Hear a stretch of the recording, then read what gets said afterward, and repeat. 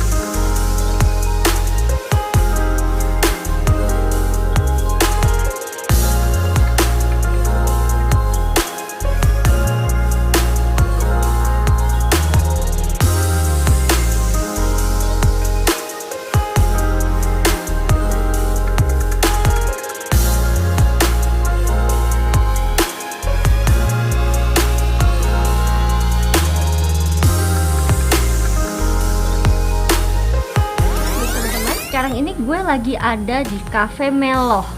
Jadi Cafe Meloh ini berada di Cimahi. Tepatnya ini arahnya yang menuju Jalan Kolonel Masturi Cimahi. Jadi Cafe Meloh ini teman-teman, kalau dari depan jalan itu tuh nggak akan kalian bisa tahu di mana Cafe Meloh itu.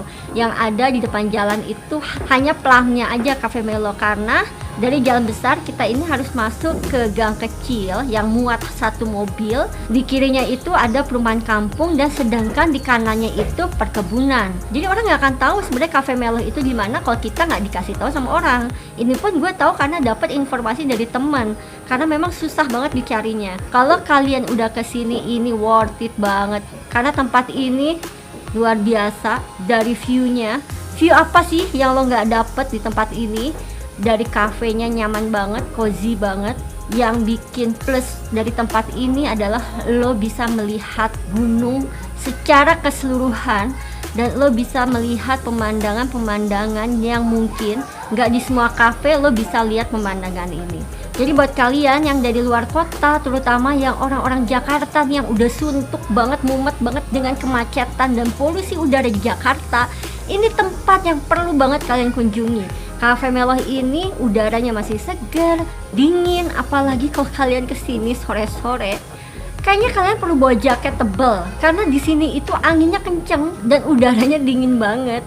Jadi tempat ini tuh instagramable banget. Jadi bisa buat foto-foto dan tempat-tempat duduknya juga cozy-cozy. Jadi tuh kayak ada spot-spot khusus untuk kita bisa foto, bisa selfie, bisa wavy. Dan gue sih nyaranin memang enaknya pagi karena pagi itu kita bisa dapat pencahayaan matahari itu yang tepat banget. Karena kalau udah siang kayak begini tuh panas banget silau.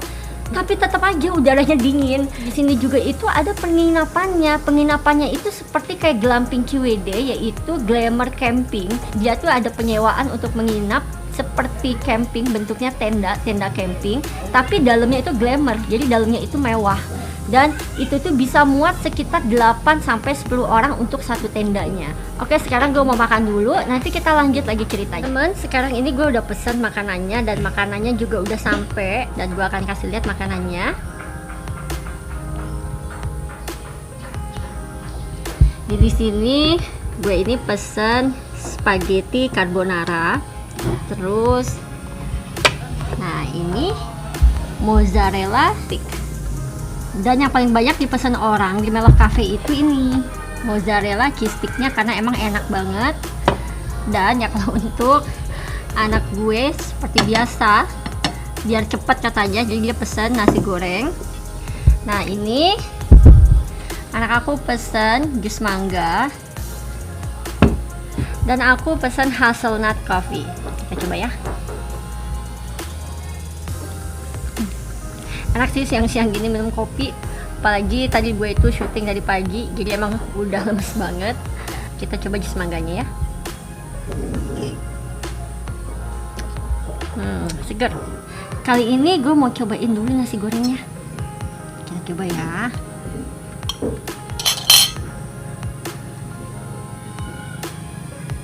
Coba yuk.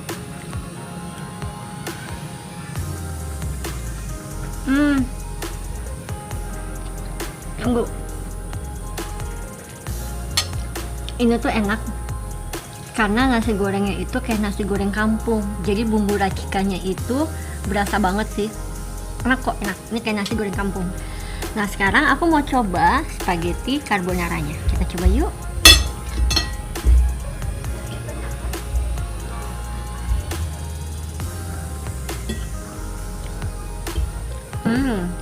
Enak, enak banget.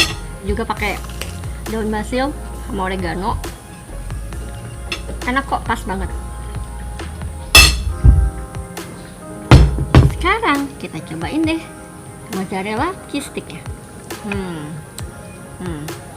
Kita coba ya.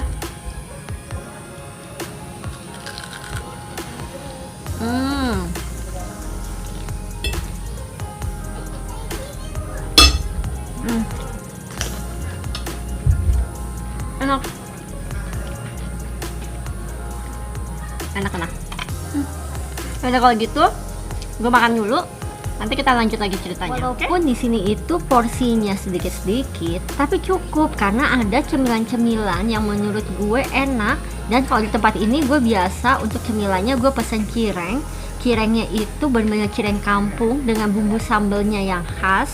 Dan juga yaitu mozzarella sticknya itu tuh enak. Cuma memang yang menang dari Cafe Meloh ini itu dia itu mensajikan pemandangan view gunung yang full, yang luas. Jadi kalian nggak perlu capek-capek ngedaki jauh-jauh, kalian nggak perlu harus jalan jauh, dan bahkan kalian nggak butuh waktu berlama-lama untuk bisa melihat pemandangan gunung yang indah. Karena dari rumah gue ke tempat ini itu hanya membutuhkan waktu 20 menit, jadi deket banget dan nggak macet. Itu enaknya. Apalagi nih kalau gue pikir-pikir, ini tuh tempatnya asik banget, nyaman, cozy. Jadi asik banget kalau misalnya nih gue punya pasangan, misalnya ini ya, nggak apa-apa dong gue halu dulu. Tempatnya tuh romantis, enak buat ngobrol, walaupun mau banyak pengunjung, tapi jarak dari tempat duduknya itu masing-masing itu jauh. Ada tempat duduknya itu yang dia ada spot-spotnya tuh beda-beda. Jadi ada yang berupa sofa, ada yang berupa bangku, ada yang berupa bar, ada juga yang kayak saung, jadi macem-macem. Makanya enak banget kalau kesini. Buat dapetin pasangan itu nggak mudah. Bukan berarti nggak ada yang ngedeketin, ya pasti ada. Dan bukan berarti juga gue nggak mau punya pasangan. Sekuat-kuatnya perempuan, setegar-tegarnya, mau semandiri-mandirinya, ya tetap aja lah ya, perempuan juga, nggak perempuan aja sih, maksudnya mau laki mau perempuan pasti butuh pasangan hidup, butuh teman hidup, dimana dia bisa berbagi cerita, bisa sharing apapun, bisa saling nemenin. Tapi di usia gue yang kayak sekarang ini, kayaknya nggak semudah dulu untuk bisa benar-benar membuka hati atau untuk bisa milikin pasangan. Bukan kita sombong atau sosokan, tapi karena dengan usia gue yang sekarang, apalagi gue pernah mengalami yang namanya kegagalan pernikahan. Jadi bukan hal yang seenaknya atau segampang itu untuk bisa dapetin pasangan. Pasti butuh pemikiran yang lebih jauh, yang lebih matang. Dan karena gue juga nggak mau kalau hanya gara-gara kita merasa karena usia, hanya karena kita kesepian, hanya kita sendirian, terus ya udah kita deket atau kita buka hati untuk siapa aja, atau kita dapetin pasangan ya gitu aja gitu. Nah itu yang salah. Karena menurut gue bukan soal yang terbaik. Karena untuk mencari yang terbaik itu nggak akan pernah habisnya. Akan selalu ada yang terbaik dari yang terbaik dari yang terbaik. Itu yang membuat kita akhirnya nggak akan pernah puas. Tapi menurut pandangan gue saat ini adalah bagaimana kita menemukan teman hidup atau pasangan hidup yang tepat. Yang tepat untuk memahami kita, yang tepat untuk bisa menerima segala kekurangan dan keburukan kita. Teman hidup yang bisa diajak dalam kondisi apapun, Dan paling penting lagi, teman hidup yang bisa sama-sama saling membimbing untuk bisa bersama hingga akhir hayat. Nah ini yang sangat-sangat sulit kalau menurut gue, karena beda ya kalau zaman dulu nih, zaman orang tua kita dulu itu kan kayaknya orang tua kita dulu nih, laki-lakinya nih zaman dulu untuk bisa ngedapetin cewek itu mereka perjuangan banget, harus menghadapi calon mertua yang galak, yang tegas, yang kaku. Ya zaman orang-orang tua zaman dulu kayak gimana sih gitu, belum lagi diinterogasi, belum lagi kalau ngapel yang harus bener-bener ketat banget, yang ibaratnya kalau ada cowok datang ke rumah nih zaman dulu, menurut cerita orang tua gue itu tuh udah dipastikan seperti kita itu mau melamar seorang wanita. Jadi benar-benar membutuhkan persiapan dan keyakinan bahwa orang yang kita deketin ini adalah orang yang ingin kita jadikan pasangan hidup. Tinggal minta kontaknya, terus tinggal teleponan, atau misalnya lu bisa chatting. Kalau nggak cocok ya udah tinggalin aja. Kalau nggak cocok ya udah, lu nggak usah chat balik. Nah menurut gue yang kayak gitu lebih apa ya, kayak nggak ada menghargai orang lainnya. Dan menurut gue kayaknya zaman sekarang manner, tata krama orang itu udah hampir hilang, udah hampir menurun banget. Gampang banget orang itu datang dan pergi sehingga hilang lagi ya seenaknya mereka. Nah itu yang bener-bener kenapa buat gue jadi lebih hati-hati lagi mencari orang yang tepat. Tujuan gue di usia kayak gini kan bukan lagi mau cari teman main, pacar, ya enggak, bener-bener untuk mencari imam yang bisa diajak bersama untuk mencapai sampai tujuan akhir, itu ya jannahnya Allah.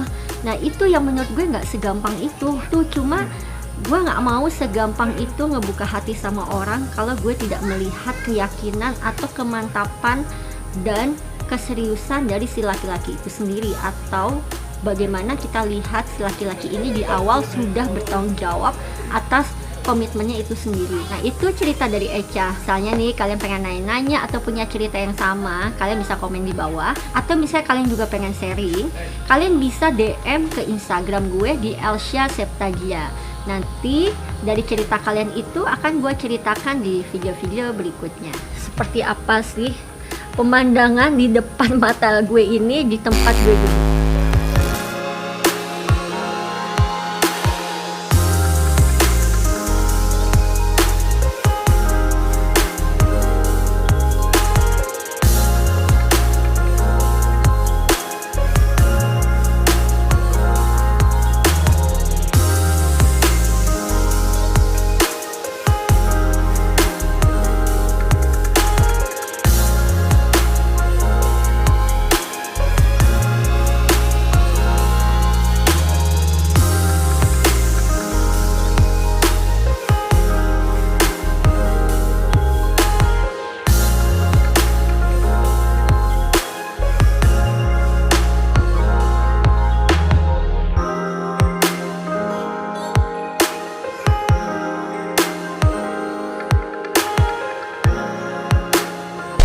Sekarang gue udah beres nih istirahat, udah beres ngopi, udah beres makan, jadi ngantuk. Jadi sekarang waktunya gue untuk cus pulang. Oke, buat teman-teman yang suka sama video ini, silahkan kalian klik like-nya. Dan gue juga minta kalian untuk klik subscribe-nya supaya channel gue ini bisa berkembang. Dan jangan lupa juga untuk di klik like-nya, di komen, dan di share ke teman-teman kalian.